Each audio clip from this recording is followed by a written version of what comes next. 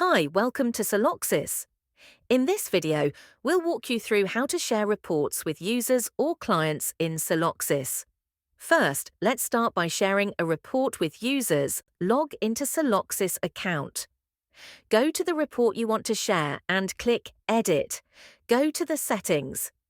Now head over to the Sharing tab. Under Visible to Users, you'll see three options.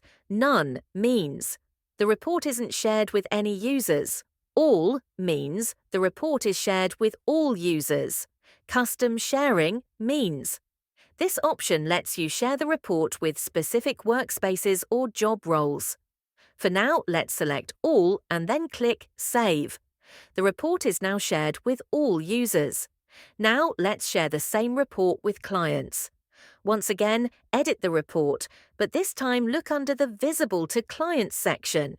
You'll find the same three options. None means the report isn't shared with any clients. All means the report is shared with all clients.